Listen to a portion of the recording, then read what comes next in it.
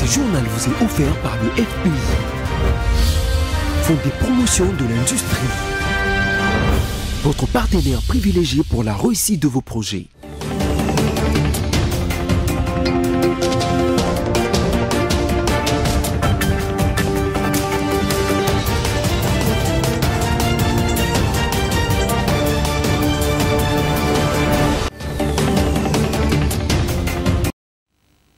Bonsoir à toutes et à tous et bienvenue à cette grande édition de journal dont voici les sommaires.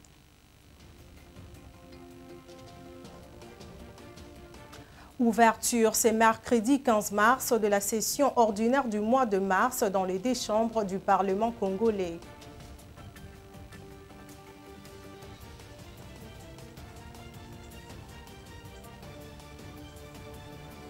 Troubles et bagarres lors de la marche pacifique du parti politique Alliance pour le changement sur la 10e rue Limité industrielle ce mercredi 15 mars.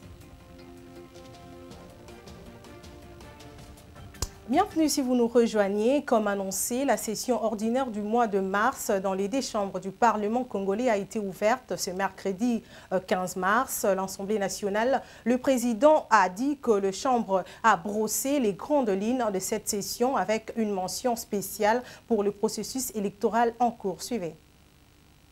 S'agissant du processus électoral, je tiens de prime abord à rappeler que les dispositions des articles 70, 103 et 105 de notre Constitution instituent un cycle électoral de 5 ans pour l'élection présidentielle, les élections législatives, sénatoriales et provinciales. En application de ces dispositions, il est prévu l'organisation des élections générales en date du 20 décembre 2023, suivant les calendriers publiés par la CENI. Cette détermination de voir s'organiser dans notre pays des élections inclusives, transparentes, crédibles et apaisées me pousse à inviter chacun d'entre nous à s'y préparer, à y prendre part effectivement, conformément au dit calendrier. C'est dans cette optique que l'Assemblée nationale encourage la CENI de prendre toutes les mesures nécessaires pour atteindre cet objectif. Cependant, la sincérité du scrutin exige aussi que chacun des compétiteurs dispose de témoins et que des observateurs nationaux et internationaux s'impliquent en vue de s'assurer du bon déroulement du processus électoral. Devant la presse, le ministre AI du Plan a affirmé que le gouvernement congolais a déjà alloué 511 millions de dollars américains au programme des Nations Unies pour le développement et à la cellule d'exécution de financement et en faveur des États fragiles et le Bureau central des coordinations. Écoutez. À la fois par le gouvernement congolais et les partenaires techniques et financiers. Il y a des exigences dans la gestion des finances sous forme de fiducie. Il y a aussi des exigences qui découlent notamment des procédures approuvées en matière de passation du marché. Donc ces agences sont autonomes et gèrent eux-mêmes de manière vraiment autonome la gestion des finances, la gestion des ressources que le gouvernement met à leur disposition, ainsi que les procédures liées aux passations de marché. Alors pour citer, j'aimerais dire un mot sur le financement de ce programme. Les coûts de ce programme ambitieux est estimé à 1,665 milliard de dollars américains. Sur ce montant, le gouvernement, c'est important de le souligner, a déjà mobilisé et sécurisé 762 millions de dollars. Donc il n'y a pas de risque à ce stade. Sur ce montant, 511 millions de dollars ont déjà été mis à la disposition des 3 agences pour la réalisation du premier volet du programme qui consiste à la construction de plus de 2200 ouvrages, dont 1200 écoles, 788 centres de santé et 145. Le professeur Tony Mwaba a partagé avec Jean-Pierre Liaou, ministre de la fonction publique, la mise en place d'un mécanisme de collaboration entre le ministère et la Caisse nationale de sécurité sociale des agents publics. Question de permettre à la DINACOP de mieux gérer les effectifs, allais-je dire, en vue d'éviter la prise en charge dans les listings de paye. Suivez. Le premier, c'est en rapport avec la question de la retraite des enseignants. Vous savez que l'EPST déjà avait amorcé le processus de la mise à la retraite progressive du personnel enseignant. Et au cours de ce processus, la CINSAP est intervenue et elle est désormais opérationnelle. Maintenant, il faut mettre en place un mécanisme de collaboration entre la CINSAP au travers la fonction publique et les ministères de l'EPST. La décision de la mise à la retraite des enseignants est prise au niveau sectoriel et les décisions doivent être envoyées au niveau de la CINSAP et la CINSAP va directement procéder à l'ouverture des dossiers, à l'immatriculation des bénéficiaires de toutes ces primes. Mais en même temps, lorsque le dossier est traité et que l'enseignant mis à la retraite est pris en charge, il devient passif. L'information doit nous revenir au niveau sectoriel pour qu'il soit désactivé du fichier paye parce que le DINACOP ne gère que les actifs. Alors donc, on a convenu de mettre en place effectivement cette équipe-là. Il y a des équipes techniques qui vont travailler et ça sera sanctionné par un arrêté interministériel pour justement collaborer. Parce qu'en ce sens-là, l'EPST continuera à payer les allocations des fins de carrière. Et puis, le dossier vient à la CINSAP, qui est sous l'autorité de divers PM de la fonction publique. Et une fois c'est payé, ça doit nous retourner pour qu'il soit désactivé. Donc, il faut un mécanisme de collaboration permanent, en tout cas pour la question spécifique de l'EPST. Par son arrêt rendu public à l'audience publique du mardi 14 mars 2023 à Kinshasa, la haute cour militaire a décidé de laisser le député national Edouard Mwanga Chouchou en prison. Ce dernier sera jugé à partir du 21 mars. La haute cour militaire estime que les faits mis en charge du député national sont graves et relèvent de sa compétence. Roger Matadi. Le procès du député Edouard Mwanga Chouchou se poursuivit mardi 14 mars à Kinshasa, où la haute cour militaire s'est reconnue compétente pour juger le député pour participation à un mouvement insurrectionnel, détention illégale des munitions de guerre et incitation des militaires. Elle motive son arrêt par le fait que le code judiciaire militaire, le code pénal et l'ordonnance présidentielle proclamant l'état de siège proscrivent ces faits. Par ailleurs, la défense a sollicité la liberté provisoire ou l'assignation à la résidence surveillée dans son mémoire pour le prévenu afin de lui permettre de se faire soigner.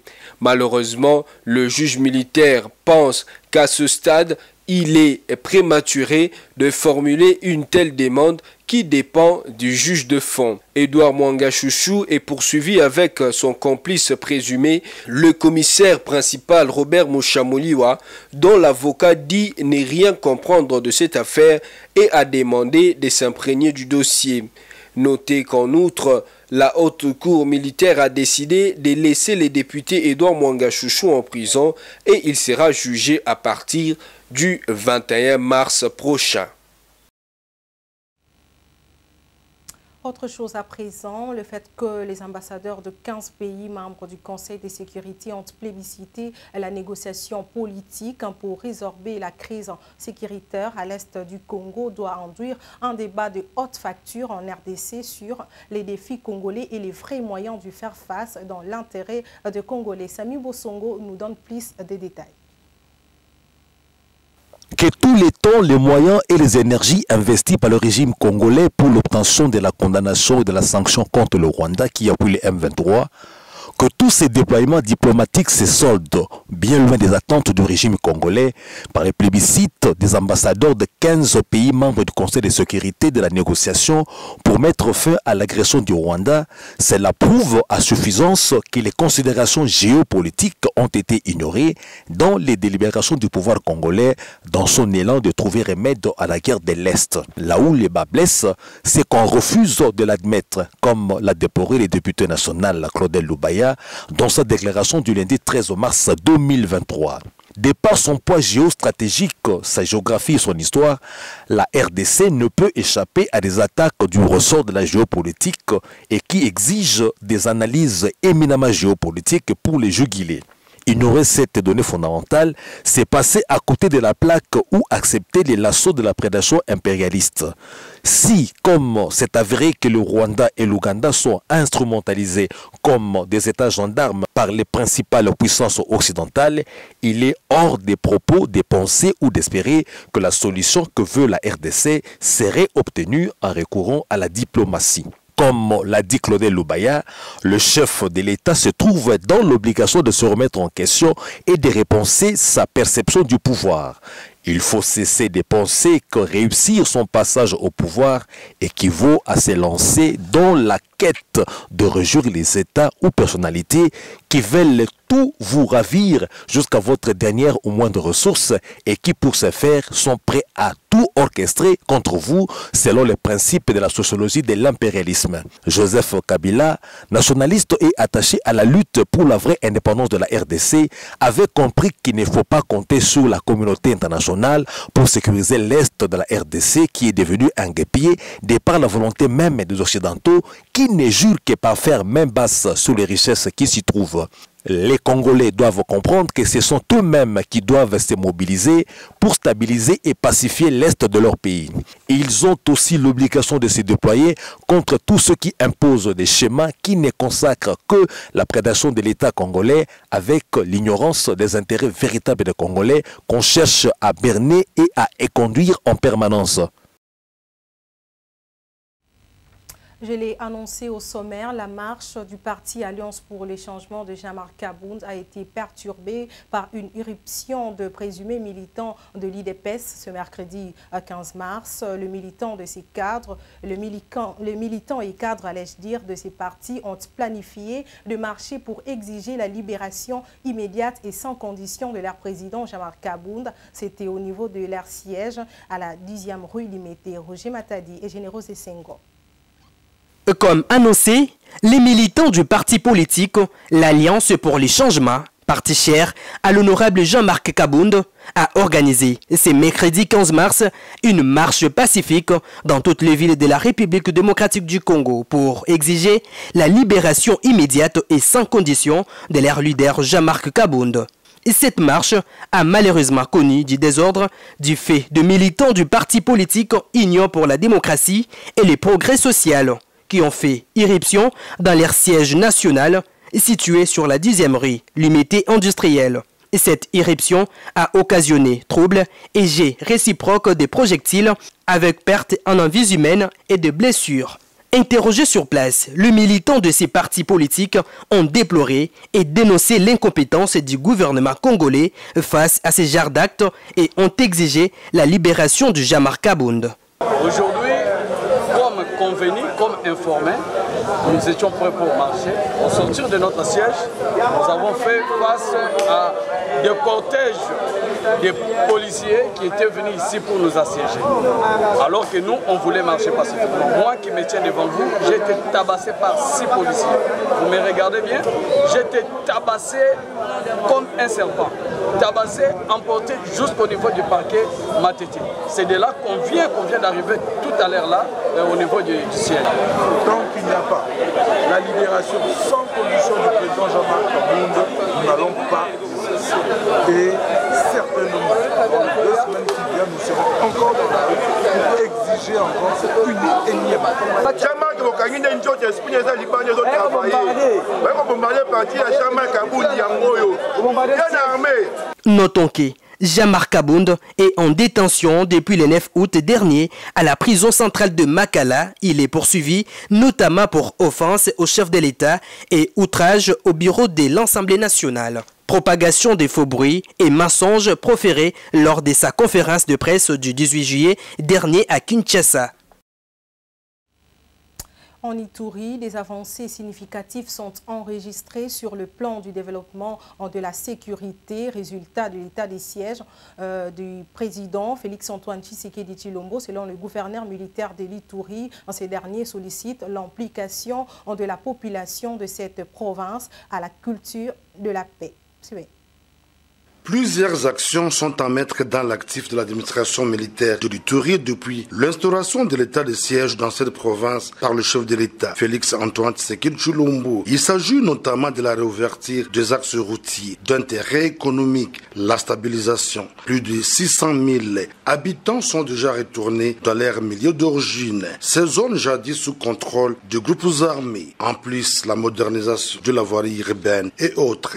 Déclaration du gouverneur militaire de l'Ituri dans une interview exclusive avec la presse du gouvernorat faisant le bilan à mi-parcours de cette mesure exceptionnelle.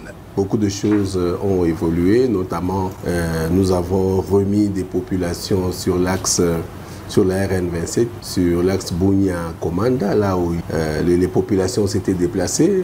Nous avons aussi remis les populations sur toujours la RN27, Fataki, Libi, Ngote, il y avait un peu de population à Ngote. Et donc nous avons aussi remis des populations à Bambou aujourd'hui, à Kobu.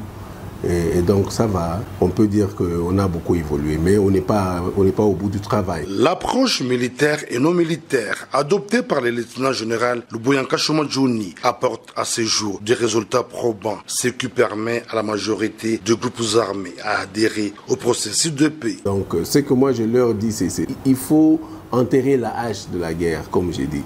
Il faut que les gens se pardonnent. Nous avons des piliers tels que le dialogue, et la justice transitionnelle. Et la justice transitionnelle, c'est justement ce qui va, n'est-ce pas, encore faire consolider ou renouer les liens entre les communautés. Et donc c'est ce que nous demandons. Les communautés doivent se parler, ils doivent se pardonner, ils doivent voir comment est-ce qu'ils vont évoluer et ils vont aller de l'avant. La stratégie de la gestion sécuritaire et de développement initiée par le lieutenant général Luboyanka Shomadjouni mérite d'être encouragée par des personnes soucieuses de l'avenir de cette province à potentialité énorme. Longtemps exposée aux mauvaises conditions de travail, la population marchande du marché central de Bunia a exprimé sa satisfaction pour les résultats palpables du projet de la modernisation de ces marchés. C'était à l'occasion de la cérémonie de l'inauguration du pavillon de la friperie présidé par le maire policier de la ville de Bunia. À chaque saison, son histoire. Vendre tranquillement sous cette pluie battante au marché central de Bunia est une histoire propre à l'état de siège. La mairie de la ville de Bunia, dans la gestion rationnelle de l'administration militaire de l'Ituri, a finalement mis fin aux mauvaises conditions de travail auxquelles était exposé le marchand depuis l'époque coloniale dans ces marchés grâce au projet de la modernisation exécuté dans un laps de temps à la grande satisfaction de la population marchande. Vraiment, tu as salué ile kazi ya chef, tu as félicité parce que tulikuwa na songwa sana.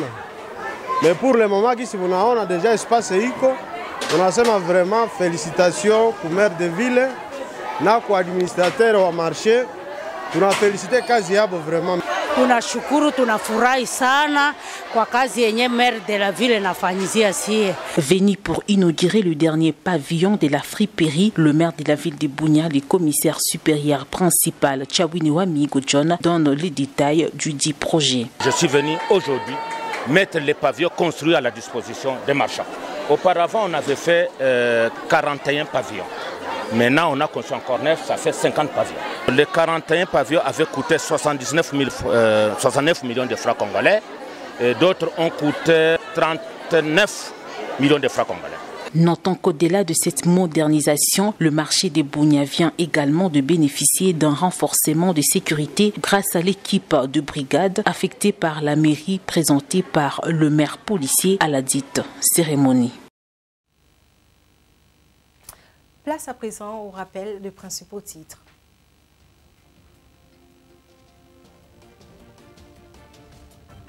Ouverture ce mercredi 15 mars de la session ordinaire du mois de mars dans les deux chambres du Parlement congolais.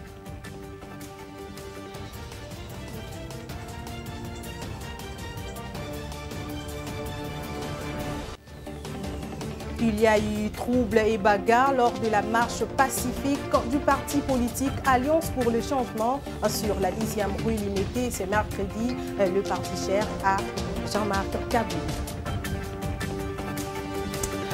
C'est la fin de ce journal. À vous, messieurs, dames. Merci de l'avoir suivi.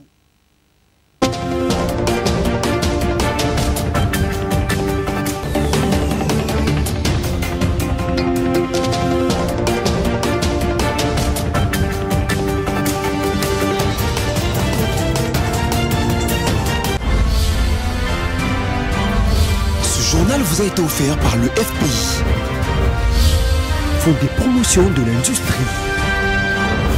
Votre partenaire privilégié pour la réussite de vos projets.